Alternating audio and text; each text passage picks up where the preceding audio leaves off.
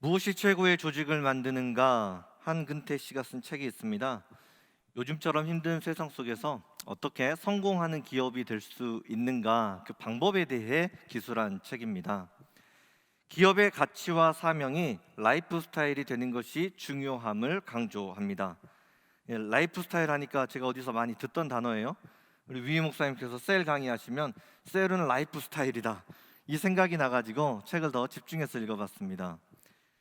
성공 사례로 요가백을 만드는 스포츠 브랜드 룰루레몬 회사 이야기를 합니다. 이 회사의 사명과 가치는 고객들의 건강한 라이프 스타일을 만드는 것에 있습니다.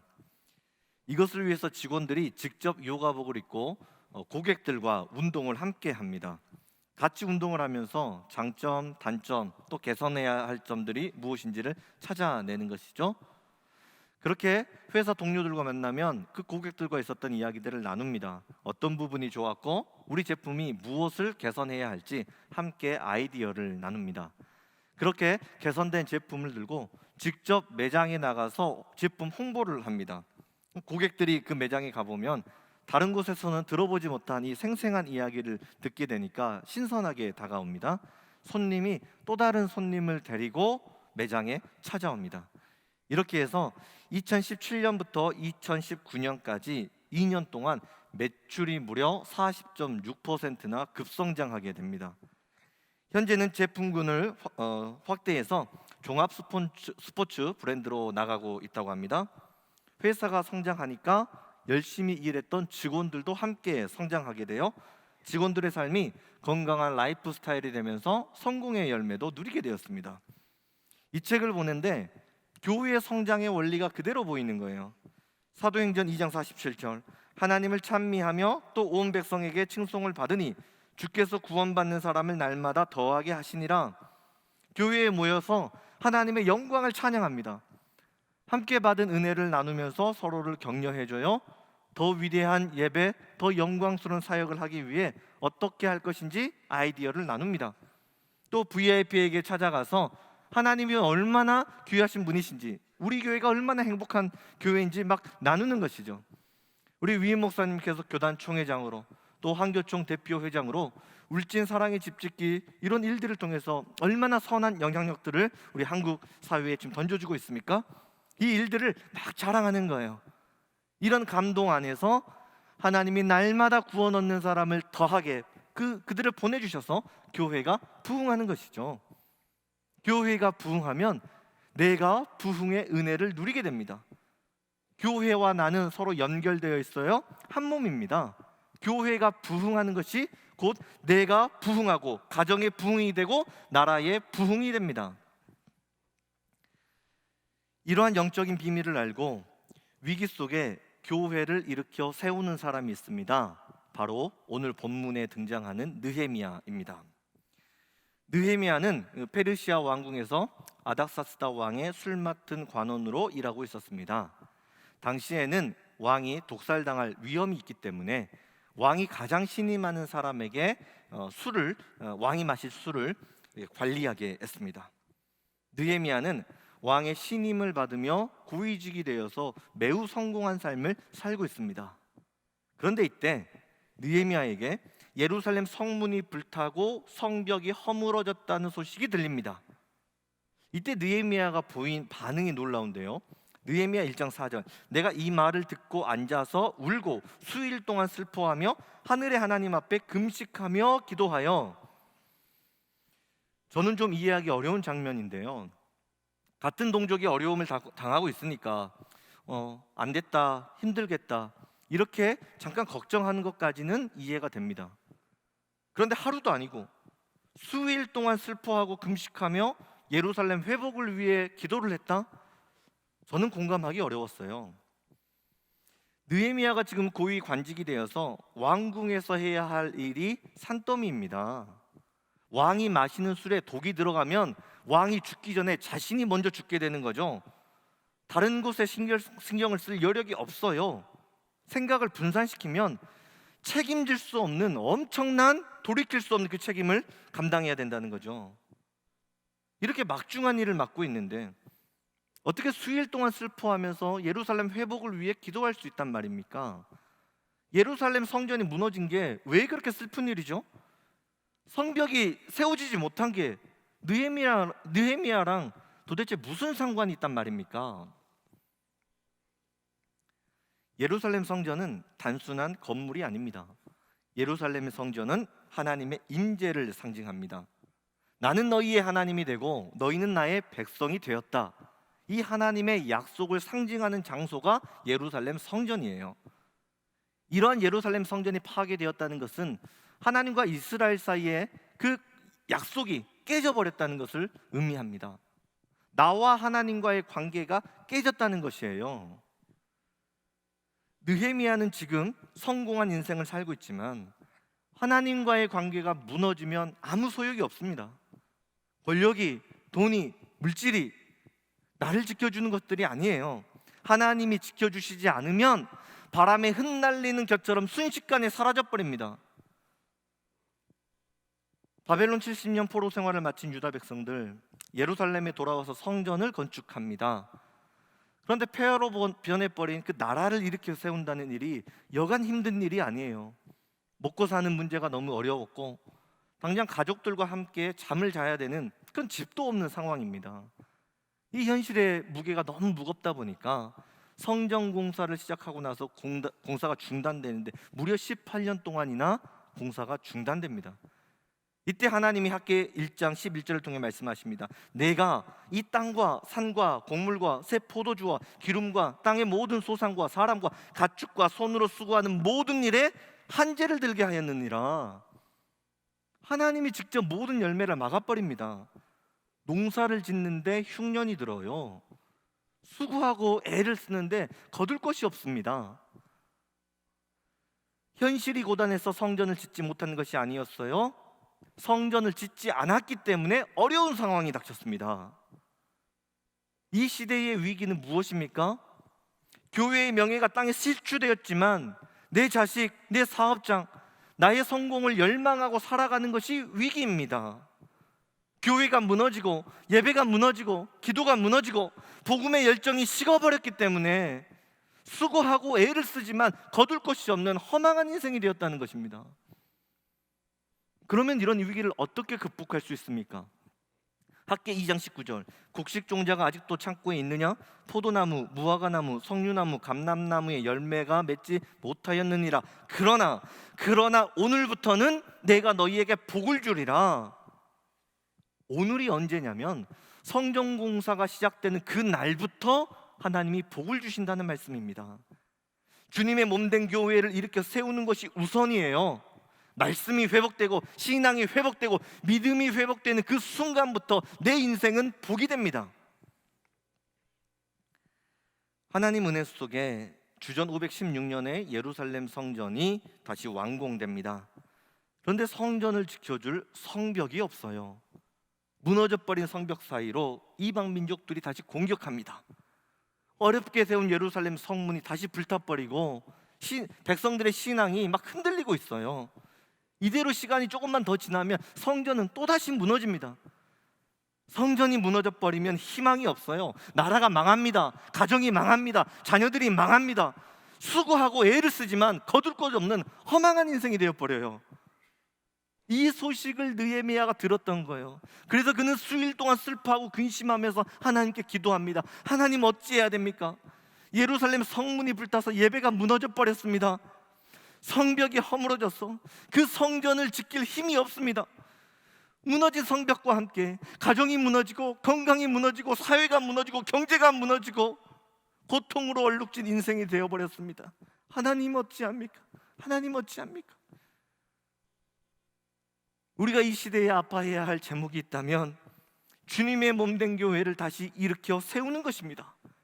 교회의 영광을 회복하는 것이 위기를 이겨낼 수 있는 유일한 희망입니다. 우리 삶의 현실 녹록지 않습니다.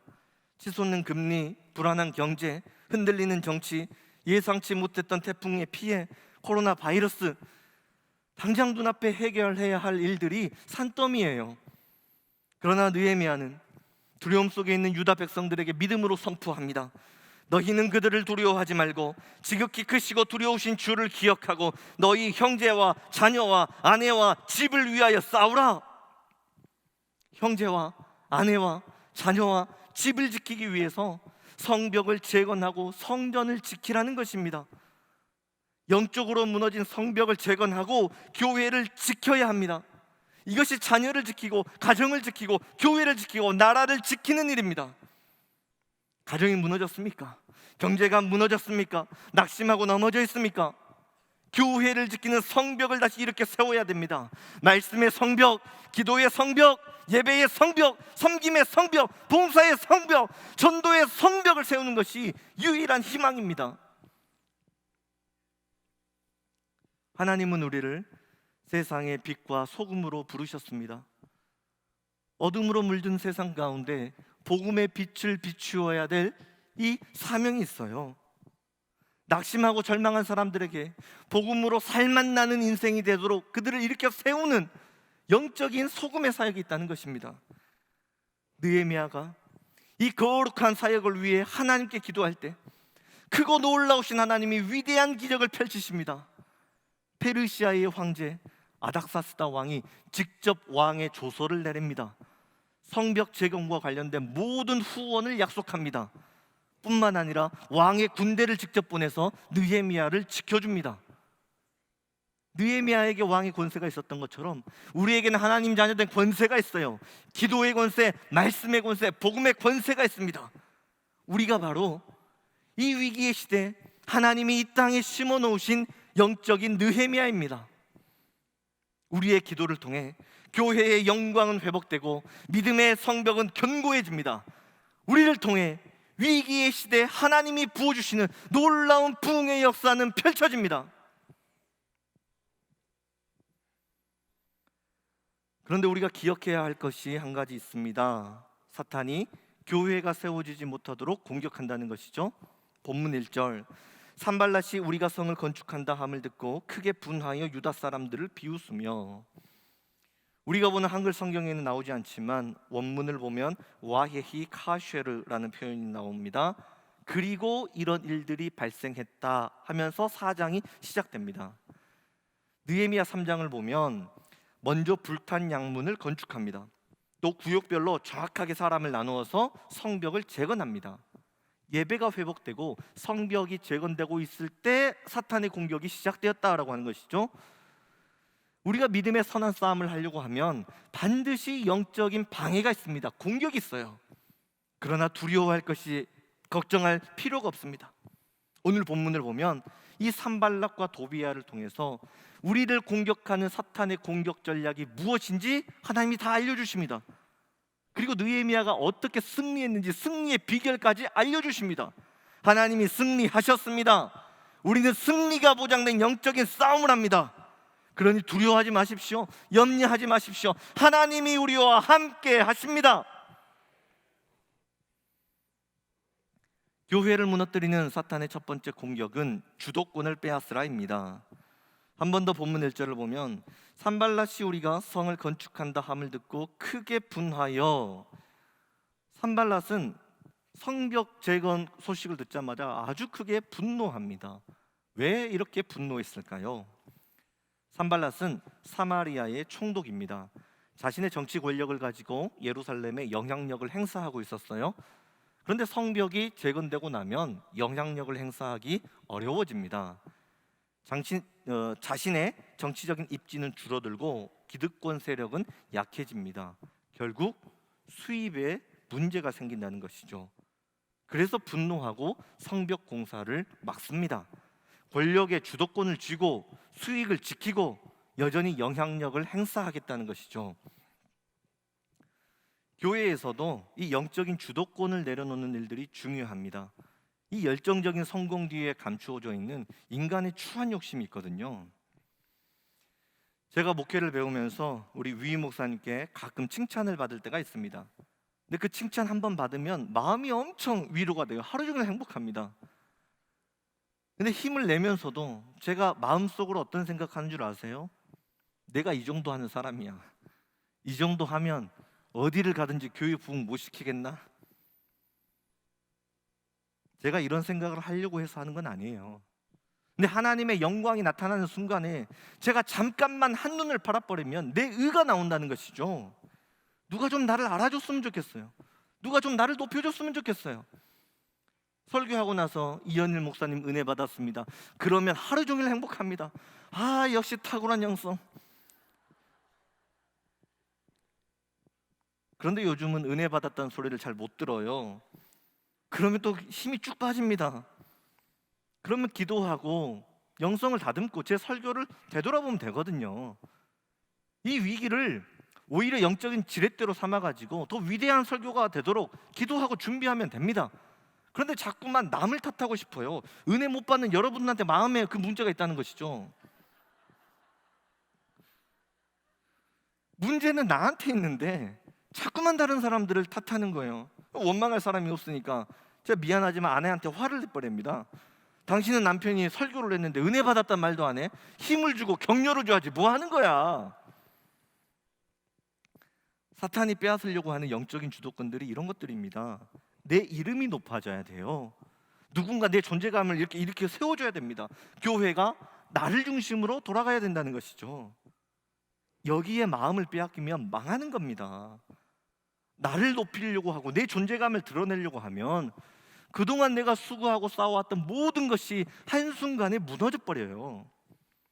왜 교회에서 다툼이 일어납니까? 내가 이 정도 헌신했다. 왜 나를 알아주지 않는가? 억울하다. 내가 사역하는 부서에서 내 존재감이 줄어들면 마음이 상해요. 수고하고 헌신했는데 아무도 몰라주면 그냥 마음이 우울해집니다. 내 이름이 잊혀져 가면 자꾸만 마음이 서운해요. 이 영적인 주도권 하나님 앞에 내려놓아야 됩니다. 내가 주인이 되어서 말을 하기 시작하면 다툼이 발생하고 모든 것이 엉망이 되어버려요. 세례 요한에게는 한 가지 꿈이 있었습니다. 그는 흥하여야 하겠고 나는 쇠하여야 하리라. 예수님의 이름만 높여지고 자신의 이름은 사라지는 게 꿈이었어요. 하나님의 영광만 높여지고 자신의 존재감은 흔적도 없이 사라지는 꿈이었습니다. 세례 요한이 스스로 낮아졌을 때 예수님이 말씀하시죠. 여자가 낳은 자 중에 세례 요한보다 큰 이가 일어남이 없도다. 주님의 영광만 높여드렸는데 예수님께서 세례 요한을 가장 위대한 사람으로 일으켜 세우십니다. 네 존재감이 사라지는 것 때문에 왜 두려워하세요? 누가 나를 알아주지 않는 것 때문에 왜 서운하고 그렇게 불안해하세요? 예수님이 알아주십니다. 하나님이 세워주십니다. 성령님이 회복시켜 주십니다. 그는 흥하여야 하겠고 나는 쇠하여야 하리라. 제가 목사로 하나님 앞에 부름을 받고 하나님 앞에 다짐했던 제 사역의 꿈이고 목표입니다. 그런데 그것이 안 돼요. 애를 써보지만 그것이 되지가 않아요. 내 이름이 높아졌으면 좋겠어요. 내 존재감이 이 교회에서 더 커졌으면 좋겠어요. 그래서 기도합니다. 그래서 말씀 앞에 엎드려요. 이 마음이 좀 사라지지 않도록 하나님께서 이 연약한 마음을 좀 붙들어 주시도록 그 간절함을 가지고 예배에 나와 눈물로 예배를 드리는 것이죠. 그때마다 야베스의 기도가 생각이 납니다. 야베스가 이스라엘 하나님께 아뢰어 이르되 주께서 내게 복을 주시려거든 나의 지역을 넓히시고 주의 손으로 나를 도우사 나로 환난을 벗어나 내게 근심이 없게 하옵소서 하였더니 하나님이 그가 구하는 것을 허락하셨더라. 하나님께서 내 영적인 지경을 넓혀 주십시오. 하나님께서 내 억울함을 벗겨 주십시오. 나의 근심을 가져가 주십시오. 내 인생의 주도권 하나님께 있습니다. 주님께 맡겨드립니다. 주여 나를 붙들어 주옵소서. 힘들면 기도하세요. 억울하면 기도하세요. 분해서 잠이 오지 않으면 한 번 더 기도하세요. 그 눈물의 기도가 쌓여 하늘에 닿을 때 우리가 보게 되는 놀라운 일들이 있습니다. 그때에 하나님이 그가 구하는 것을 허락하셨더라. 이 기도의 응답 안에서 눈물의 기도는 환희의 기쁨으로 변하게 됩니다. 나의 나된 모든 것은 하나님의 은혜입니다. 하나님이 하셨습니다. 연약한 자를 들어 교회를 세우신 하나님, 가난한 자를 들어 가장 위대한 역사를 펼치신 하나님의 영광을 찬양합니다. 이 믿음의 고백이 울려 퍼지는 심령마다 땅에 있는 성도들은 존귀한 자들이니 나의 모든 즐거움이 그들에게 있도다. 영적인 주도권을 하나님께 내어드린 사람이 하나님의 모든 즐거움입니다. 하나님이 그 사람을 존귀하다 말씀해 주십니다. 하나님이 존귀케 하신 인생이 가장 위대한 사람입니다. 야베스처럼 존경을 받는 인생, 부와 영예를 품는 인생으로 하나님이 일으켜 세우십니다. 교회를 무너뜨리기 위한 사탄의 두 번째 공격 무기는 거짓된 정체성입니다. 한 번 더 본문 1절, 산발랏이 우리가 성을 건축한다 함을 듣고, 성경은 산발랏이 우리가 성을 건축한다는 소식을 들었다고 기록합니다. 성벽을 재건하는 주체가 유다 백성들이라고 규정을 합니다. 산발랏은 유다 백성들이 얼마나 무능한 존재인지를 잘 알고 있었어요. 오랜 침략과 약탈로 이 경제적으로나 육체적으로 매우 쇠약해져 있었습니다. 이런 사람들이 성벽을 재건한다라고 하는 것은 현실적으로 불가능한 도전입니다. 산발랏은 우리가 성벽을 건축하려는 그 소식을 들었다라고 하거든요. 여기 듣다에 해당하는 히브리어는 샤마흐입니다. 정보를 수집하고 분석해서 이 내면적인 실체까지 파악했다라고 하는 거예요.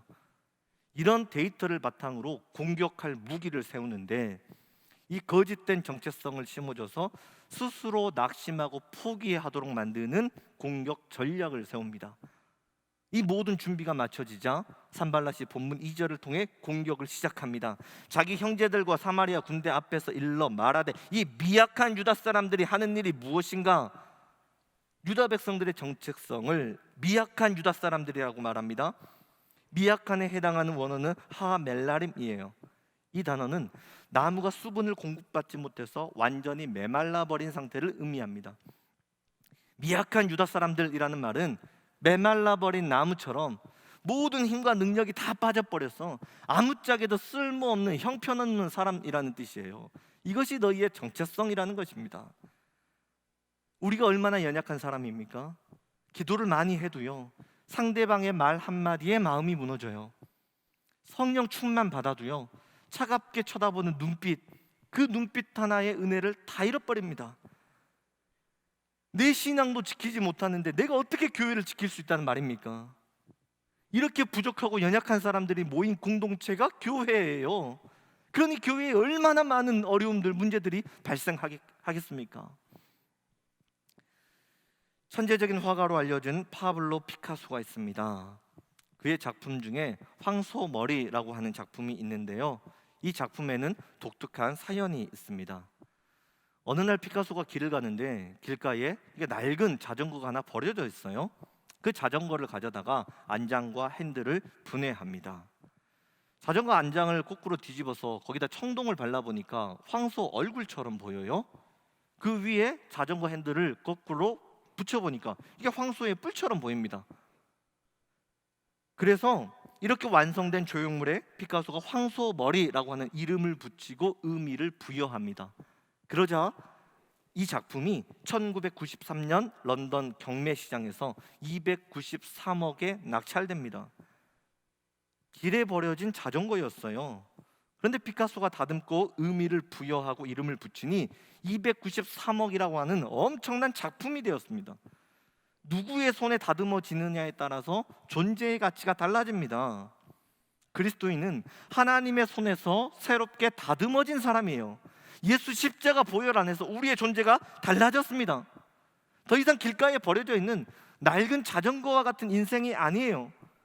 내가 무엇을 가지고 있는가? 나의 형편이 어디에 있는가? 무엇인가? 여기에 마음을 빼앗기면 안 됩니다. 그리스도인은 나의 능력을 인생의 재료로 삼는 사람이 아니에요. 성령의 능력, 성령의 권능을 인생의 재료로 삼고 살아갑니다. 나의 형편을 보고 정체성을 찾지 마세요. 너는 왕같은 제사장이다, 하나님의 아들이다, 하나님의 딸이다. 이 말씀 안에서 정체성을 찾는 사람이 크리스찬입니다. 제가 상담을 하다 보면 교회에서 상처받고 떠났다는 사람들이 있어요. 또 어떤 사람들은 목사님, 제가 너무 부족해서 사역을 감당할 수 없어요. 이 사역의 자리에서 멀어집니다. 또 어떤 사람들은 경제적인 문제, 현실적인 문제, 가정의 문제를 이야기하며 교회에서 멀어집니다. 현실적인 문제 때문에 어쩔 수 없다는 것이에요. 그러나 이러한 연약한 현실 가운데 하나님이 주시는 말씀은 무엇입니까? 우리가 이 보배를 질그릇에 가졌으니 이는 심히 큰 능력은 하나님께 있고 우리에게 있지 아니함을 알게 하려 함이라. 우리는 질그릇처럼 깨지기 쉬운 인생이에요. 그러나 질그릇 같은 우리 마음 안에 예수님이 계십니다. 질그릇처럼 부서지기 연약한 이 인생을 성령님이 꽉 붙들고 계십니다. 내 힘이 아니라 내 안에 계신 예수님이 역사하십니다. 내가 교회를 세우는 것이 아니라 예수님이 교회를 세우십니다. 내가 가정을 지키고 사업장을 지키는 것이 아니라 하나님께서 크신 권능으로 우리의 가정과 사업장을 붙들어 주십니다. 왜 낙심의 자리에 머물러 있습니까? 왜 교회의 성벽을 쌓는 일을 멈추었습니까? 믿음의 성벽, 말씀의 성벽, 사역의 성벽을 쌓는 자리에서 왜 멀어졌습니까? 현실적인 문제와 아픔 때문에 어쩔 수 없다고요? 우리가 똑똑히 봐야 되는 진짜 현실은 무엇입니까? 우리의 아픔을 품고 계시는 하나님, 우리의 상처를 치유하시는 예수님, 절망을 기쁨으로 변화시켜 주시는 그 성령님을 바라보는 것이 진짜 현실을 직시하는 것입니다. 영적인 눈이 열려야 돼요. 사탄은 마음을 무너뜨립니다. 거짓된 정체성으로 우리를 공격하고 있어요. 느헤미야는 왕의 조서를 가졌기 때문에 산발랏은 절대로 공격할 수 없습니다. 우리는 하나님 자녀된 권세를 가지고 있어요. 질그릇과 같은 연약한 인생이지만 왕 대신 예수 그리스도가 우리와 함께 하십니다. 사탄은 절대로 교회를 무너뜨릴 수 없어요. 하나님의 백성을 공격할 수 없어요. 단지 실망을 주고 낙심을 주고 절망을 주는 것뿐입니다. 영적인 눈을 들어서 하나님을 바라보세요. 마음을 지키세요. 마음만 지키면 승리합니다. 느헤미야는 이 영적인 비밀을 알고 있었습니다. 그래서 본문 4절, 우리 하나님이여 들으시옵소서, 우리가 업신여김을 당하나이다. 산발락과 도비야의 조롱에 느헤미야는 어떤 대꾸로 하지 않습니다. 그저 기도하고 마음만 지킬 뿐이에요. 그리고 본문 6절, 이에 우리가 성을 건축하여 전부가 연결되고 높이가 절반에 이르렀으니 이는 백성이 마음들여 일을 하였음이니라. 이에라고 하는 이 원어를 보면 와우 계속적인 용법을 사용합니다. 기도하고 마음을 지키면서 성벽 쌓는 일을 계속했다는 거예요. 멈추지 않았어요. 그 결과 모든 성벽이 연결되고 성벽의 높이가 절반까지 오게 되었습니다. 어떻게 해요? 이는 백성이 마음들여 일을 하였음이니라. 이 문장을 원문으로 보면 마음이 주어로 기록되어 있어요. 백성이 성벽을 세운 것이 아니에요. 하나님이 주신 마음이 성벽을 일으켜 세웠습니다. 세상의 조롱 속에 느헤미야가 기도하죠. 하나님 주신 거룩한 마음이 깨지지 않게 해주세요. 주님 사랑하는 마음, 교회 사랑하는 마음, 사역을 사랑하는 그 마음을 지켜주옵소서. 믿음의 역사는 언제나 마음에서부터 시작됩니다. 우리가 진정으로 기뻤을 때가 언제입니까? 하나님 사랑하는 마음이 충만할 때가 아니었습니까? 하나님 사랑하는 마음이 충만할 때 그 마음 때문에 기뻤고 모든 것이 감사했어요. 우리 예수님의 십자가 은혜가 너무 귀하고 감사해서 그 하나님께 내 삶을 드리고 내 생명을 드려도 아깝지 않다고 그렇게 고백하고 헌신하며 여기까지 달려왔습니다. 그런데 왜 지금은 주님께 드린 헌신 때문에 힘들다고 말하면서 넘어져 있습니까? 주님을 사랑하며 생겼던 그 귀하고 복된 교회의 사역이 왜 고달픈 일이 되어버렸습니까? 마음이 무너졌기 때문에 그래요. 다시 그 마음을 일으켜 세워야 합니다. 무엇이 유다 백성들의 마음을 무너뜨렸습니까? 산발락과 도비야의 조롱입니다. 그 악한 소리의 마음을 빼앗기자 유다 백성들이 영적인 산발락과 도비야가 되어서 온갖 부정적인 소리를 쏟아놓습니다. 마음이 무너지면 내가 교회를 무너뜨리는 영적인 산발락과 도비야가 된다는 것입니다. 교회를 향한 세상의 조롱이 멈추지 않는 시대를 살아가고 있어요. 믿는 사람조차 교회를 위한 것이라며 그 비난의 말들을 쏟아놓을 때 정말 마음이 아픕니다. 그 비판이 맞는 것이냐 틀린 것이냐를 떠나서 주님의 몸 되신 교회를 조롱하는 말들을 들을 때 마음이 무너지는 것 같아요. 찢겨져서 피가 철철 나고 있는 우리 예수님의 몸을 더 찢는 것 같은 아픔을 느낍니다. 교회를 향한 비난의 말을 멈추어야 합니다.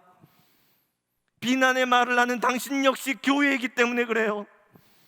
예수님 십자가 보혈로 구속하시고 주님의 몸 되신 교회로 부르셨습니다. 나와 교회가 분리된 것이 아니에요. 내가 곧 교회입니다. 하나님이 입이 없어서 말을 못하시는 분이십니까? 하나님의 귀가 멀었기 때문에 듣지 못한단 말입니까? 하나님의 손이 짧기 때문에 이 교회를 지키지 못한단 말입니까? 주님의 몸된 교회를 조롱하는 이 영적인 산발락과 도비아의 비난의 소리가 들릴 때 우리에게 필요한 자세는 기도입니다. 비난의 말이 아니라 비통함의 기도를 드려야 합니다. 이 시대 우리에게 필요한 것은 느헤미야의 기도입니다.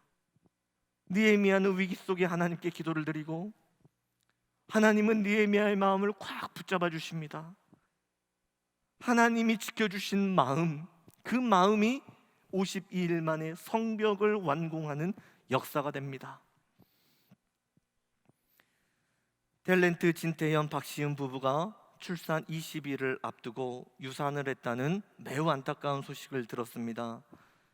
첫째 아이와 둘째 아이, 이 두 번 모두 유산한 아픔이 있는 가정입니다. 하지만 셋째 아이를 가졌고 다행히도 9개월 동안 건강하게 잘 자라고 있었어요. 그런데 갑자기 유산 소식이 들려서 저도 너무 당혹스러웠습니다. 이 깊이를 가늠할 수 없는 슬픔 속에 진태현 씨가 입장문을 냈는데요, 요약해서 읽어보겠습니다. 안녕하세요, 진태현입니다. 2022년 8월 16일 임신 마지막 달 화창한 정기 검진 날, 우리 베이비 태은이가 아무 이유 없이 심장을 멈추었습니다. 3주만 잘 이겨냈다면 사랑스러운 얼굴을 마주할 수 있었을 텐데 정확히 20일을 남기고 우리를 떠났습니다. 9개월 동안 아빠 엄마에게 희망을 주고 사랑을 주고 모든 걸 다 주고 얼굴만 보여주지 않은 채 떠났습니다. 눈물이 멈추지 않지만 가족을 위해 일어서야 하니 조금만 더 울다 눈물을 멈추겠습니다. 많이 슬프지만 저보다 하나님 아버지가 놀아줄 생각을 하니 조금은 웃음이 나기도 합니다. 나중에 꼭 우리 태훈이 하늘나라에서 아빠랑 같이 살았으면 좋겠습니다. 저는 하나님을 믿는 사람입니다. 우리는 잘 회복하겠습니다. 우리 부부를 위해 기도해 주세요. 저희 가족은 세상을 자극적이거나 부정적으로 살지 않습니다. 한 가정의 남편이자 아빠로서 더 값지게 살겠다고 여러분께 약속하겠습니다. 그러니 우리 아내와 떠난 우리 아이를 위해서 부디 조금은 따뜻한 시선으로 소식을 전해 주십사 조심스럽게 부탁드립니다. 더 좋은 모습으로 회복하겠습니다. 진태현, 박시은 부부는 아이를 잃은 슬픔 속에 마음을 다짐합니다. 나는 하나님을 믿는 사람이다. 하나님을 믿기 때문에 죽음 앞에서도 낙심하지 않겠다. 하나님을 믿기 때문에 오히려 더 값지게 살아나겠다. 모든 결정은 하나님 손에 달려있다. 주여 이 마음을, 주여 이 믿음을 붙들어 주옵소서. 이제까지 하나님의 부르심을 감당할 수 있었던 것은 우리의 마음뿐이었어요. 주님께 드릴 것은 마음밖에 없어요. 때로는 이 마음 때문에 이것조차 하나님께 드리지 못해서 실망하고 낙심할 때가 있어요. 그러나 주님은 그 연약한 마음을 받으시고 고맙다, 고맙다, 이 마음 하나면 충분하다, 주님 말씀하십니다. 위기를 기도의 재료로 승화시키며 마음을 지키는 사람, 그가 이 위기의 시대에 하나님이 이 땅에 심으신 영적인 느헤미야입니다. 모든 지킬 만한 것 중에 더욱 내 마음을 지키라. 생명의 근원이 이에서 남이니라. 기도하겠습니다. 하나님, 우리가 하나님께 드릴 것은 사모하는 마음뿐입니다. 때론 그 마음조차 주님께 드리지 못해 넘어질 때가 있습니다. 그러나 그 연약한 마음조차 귀하다, 고맙다 말씀해 주셔서 감사합니다. 다시 마음을 지키겠습니다. 주님의 몸 되신 교회 가슴에 품고 기도하겠습니다. 내게 맡겨주신 예배의 자리, 기도의 자리, 목장의 자리, 섬김의 자리를 세우며 나아갑니다. 하나님, 느헤미야의 마음에 부어주신 은혜를 내게도 부어 주옵소서. 우리가 주님을 사랑합니다. 주님의 몸된 교회를 사랑합니다. 내게 맡겨주신 사명의 자리를 사랑합니다. 주여, 우리의 마음, 우리의 믿음을 지켜 주옵소서. 예수님 이름으로 기도드립니다. 아멘.